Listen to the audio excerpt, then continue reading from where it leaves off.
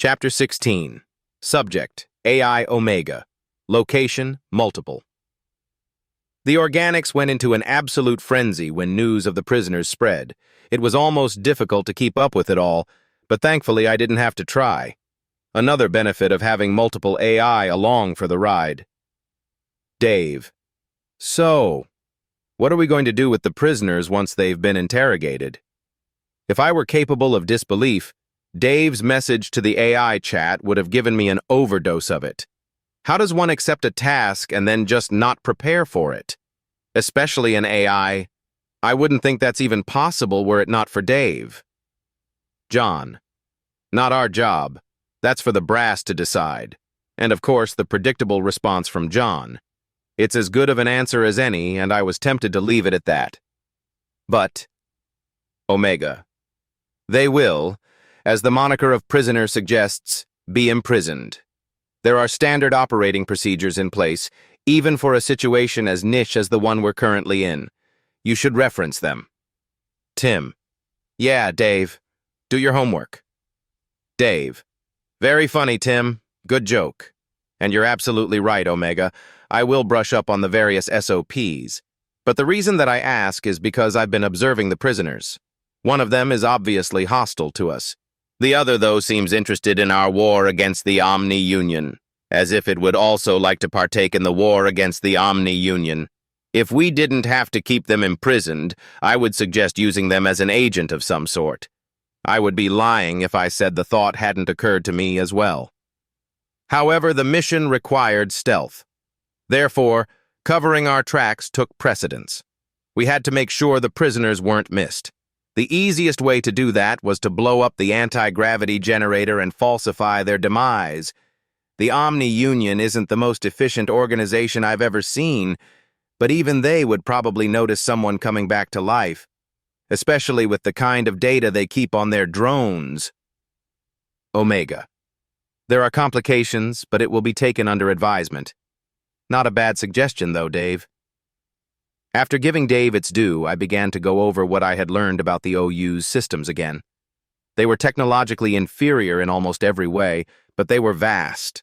As such, they had discovered technological branches that the denizens of the Milky Way had not. I wasn't able to grab much data in regards to their tech because it had been difficult to hide my presence, and even harder to erase my footprints without discovery. But I had been able to get in and root around a little bit without them noticing the incursion. Omega? Captain Reynolds asked an empty room. Yes, Captain, I replied. I believe we're prepared for the interrogation. If you would kindly inform the guards, it will be done. The room that was empty, save for Reynolds, was a standard interrogation room featuring a panel of tinted glass. The room adjacent to it, observing its contents through the tinted glass, was filled with various interested parties. Mostly the diplomats that had tagged along, but also a few officers who had convinced Reynolds to let them watch. One such officer was Shiphead Ulena, who had spent a remarkably small amount of time on his ship for someone who had demanded to be put back into a combat role. I sent instructions to the guards and watched as they escorted the female drone to the interrogation room. Their choice, not mine.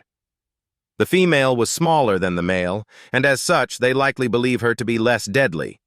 Probably not the case, but old instincts die hard. I sent all the relevant data that I had been able to grab to Reynolds and sat back to watch the show. The guards chained the drone to the table and stood next to the door, ready to intervene if something went awry. Hello, I am Captain Reynolds of the United Systems, Reynolds said. We would appreciate it if you could answer some questions for us. First, what is your name? I do not wish to answer your questions. I see. That's understandable, however. I must ask these questions and await your answers regardless. I can wait for a very long time. Would you rather be here, chained to a table and waiting along with me, or back in your cell with a bed and a charger? The drone stared blankly at Reynolds for a few moments, then took a deep breath and released it in an exaggerated manner. A sigh. I made note of the similarity with human responses. I am drone Z831H369X045, also known as 40. 40? Not 45? 45 was already taken. Ah, I see. Reynolds nodded with a well-hidden smile. What duties do you perform for the Omni Union? I am a drone. I perform maintenance and construction where required aboard the Grand Vessel. Have you ever performed in a combat role for the Omni Union? No. Would the Omni Union require you to perform a combat role if they deemed necessary? I don't know. Reynolds raised an eyebrow and thought for a moment, then proceeded with the questionnaire. What is your opinion of the Omni Union? They gave me life.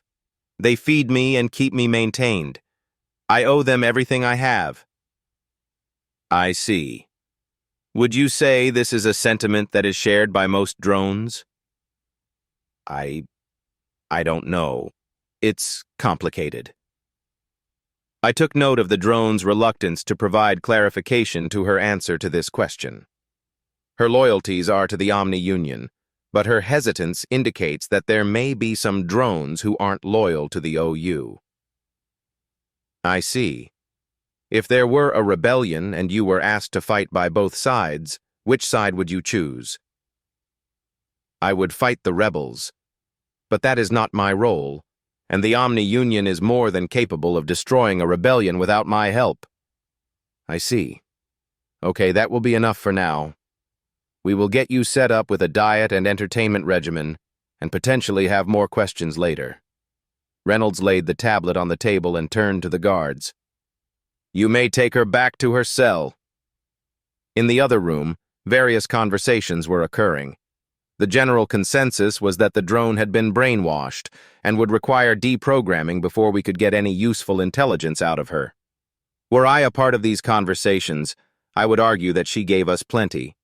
Her hesitancy during the second-to-last question spoke volumes about the state of things among the drones. While whatever brainwashing methods the OU employs worked on her, it's likely that these methods haven't worked universally.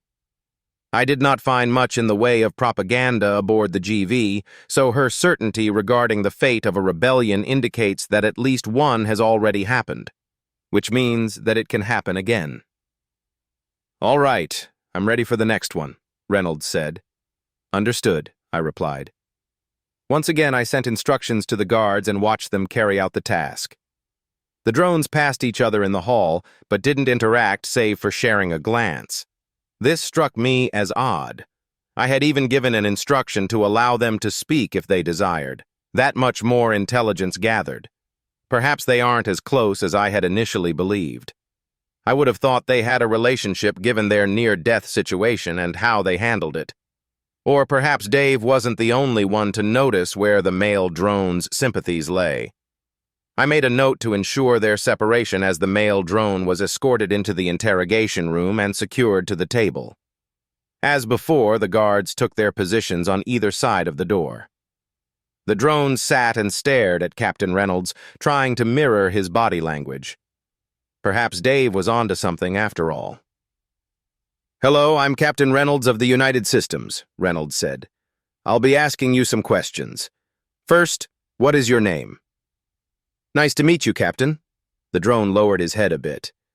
I am drone N436-Zine84A026. Thank you. The other prisoner had a shorter name, 40. Do you have a shorter name as well? Yes, Naza. Naza? I see. Okay, Naza. What duties do you perform for the Omni Union? Drones build and repair things. We mostly build and repair infrastructure because the crafting of machines is automated, but we repair and maintain those machines when necessary. I took note of Naza's willingness to elaborate. Advanced interrogation hadn't been approved yet, but in his case, it won't be necessary. Have you ever performed in a combat role for the Omni Union? Reynolds asked. No, Naza replied. The Omni Union uses mechanized soldiers because they're easier to control. I don't know if they have a backup plan to use drones as soldiers if the mechs are somehow defeated, but it wouldn't surprise me. That takes care of my follow-up question, Reynolds chuckled. Right. What is your opinion of the Omni-Union? Seething hatred. The whispered conversations in the other room died out as everyone stared at the drone with surprise. To his credit, Reynolds appeared surprised for a moment but quickly recovered. Please elaborate. I am roughly 3/4 through my expected maximum life cycle, one of the oldest drones that's still partially organic. I've lost many friends. I've lost my entire hive. Everything I've worked for, they've taken. Cycle by cycle, they take and take and take, Naza said, pounding the table for emphasis. One of the guards stepped forward with a hand on his stun baton. Reynolds waved him off and he moved back to his prior position. I'm sorry, Naza said. I've just been angry for so long. That's completely understandable, Reynolds replied. Would you say this is a sentiment that is shared by most drones? No, not most. Many, but not enough. Not nearly enough. If there were a rebellion and you were asked to fight by both sides, which side would you choose? Naza glanced at Captain Reynolds, then stared at the table for a few moments. Finally, with a stern expression, he raised his head. I've thought about that for a long time. My ancestors were conquered. They thought themselves mighty, but our stations were destroyed and our worlds were burned. They chose to surrender rather than die fighting, and because of that I've lived as a slave my entire life, Naza said. If I were given the option, I would choose to die fighting rather than live another day building that damn ship. Very good. Okay, Naza. We're done for now, Reynolds said with a small smile. Thank you for your time. We'll speak again shortly. If there's any way that I can help, don't hesitate to let me know, Naza said, as the guards disconnected him from the table. Reynolds nodded at the drone as the guards escorted him from the room. The conversation in the adjoining room restarted with a more excited tone. I submitted the recording of the interview, the transcript, and my notations to command back in the Milky Way. What do you think, Omega? Reynolds quietly asked. I will have to consult with our superiors before I share my thoughts, Captain. Ah, yes, of course. I returned to my tasks aboard the ship, snooping on various points of interest. The blood tests were complete, and Dr. Zickler was trying to explain to the nurses the significance of his findings as he typed away at his computer. I immediately rejected the biopsy requests that he was sending and checked to see what the doctor discovered. The drones showed signs of eugenics, but wasn't outside of our expectations. Slavers have always tried to make their slaves bigger and stronger through sloppily crafted breeding programs. This wasn't what had Dr. Zickler excited. His big discovery was evidence of genetic tampering. Humanity is no stranger to genetic tampering. The genetically altered, or gen-alts, were evidence of that. But this was entirely different. Humans are turned into gen-alts by changing the DNA that they already have, turning on desirable genes and turning off undesirable ones.